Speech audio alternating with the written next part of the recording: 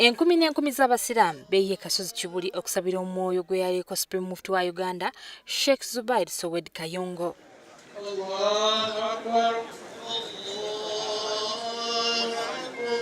Bano babadde beegatiddwa ku bannabyabufuzi ab'enjawulo okuva ku ludda oluvuganya Gavumenti ssaako n'abo abava mu kibiina ekiri mu buyinza.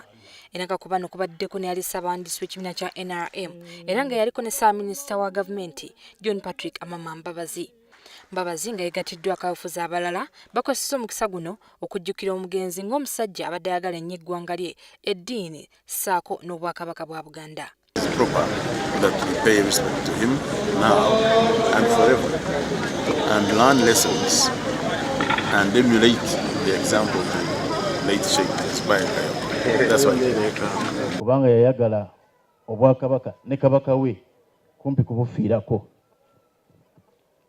Era obujulizi bwe tubawa nti ku lunaku Ssaabasajja waweereza enkaaga mukolo gwe twalina ku kasozi Bulangi mu bimuli bya Bulangi Sheikh Mufti nga munafu yagamba nti situma ku byakabaka. Nalaba ekyali alina okubeera omuntu omwetowaze nibwankubadde yali muntu ali waggulu waki w'eddiini. Saalira omuntu ku bye nasomako nabisunsa ebitonotono kimanyi kyokusaalira omuntu ng'afudde ne musaala ne muwaayo Duwa kusasula kw'amaanyi.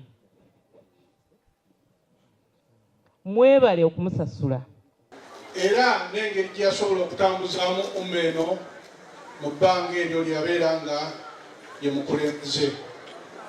Allah amuwe bulungi era ebyo byonna ebyamusobako ng'omuntu abe ng'abimusonyiwa. Bannabyabufuzi era abakozesa omukisa guno okwatula ebibadde birudde nga bibaluma era ng'omulodi wa Kampala asinziddwa wano okulumba omukulembeze w'eggwanga gw'agamba nti amulemesezza okufuga abantu be naye Nampala wa Gavumenti Nankabirwa abaddewo okumwanukula. Atuma omukulu tamagamaga. His Excellency mugambe nti twateekebwa Supreme Mufti yatusanga tuli bavubuka bato. President we yayingira mu 86 nzi yansanga maliriza P7 ne mututusizeko vacanti naffe tukuze.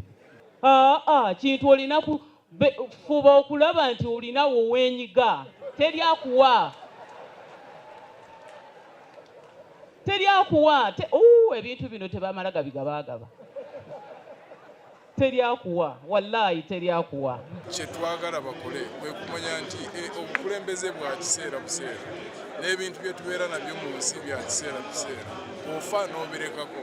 Ng'eggwanga lyetegekera okulonda kwa bonna okugenda okubeerawo omwaka ogujja. Bannayuganda basabiddwa okuwangayo akadde basabire eggwanga lyabwe kuba gye boolekedde si wangu newankubadde nga walungi mu nfuga y'eggwanga lino.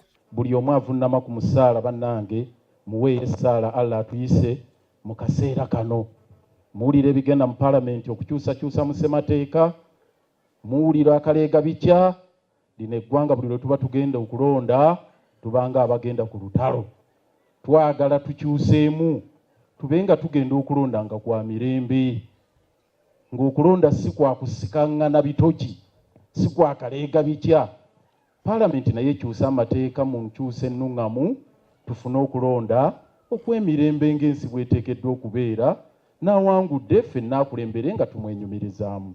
Bakozesa obufuzi okulaba nti wabaamu emirembe mu nsi, wabaamu eddembe, wabaamu obwenkanya, wabaamu okwenkana mu maaso g'amateeka. Kati amaaso bannayuganda bagekise Gavumenti okulaba engeri gy'egenda okutegeka akalulu ka bonna akabindabinda akagenda okubeerawo omwaka ogujja. Shamim Batalo, WBS TV.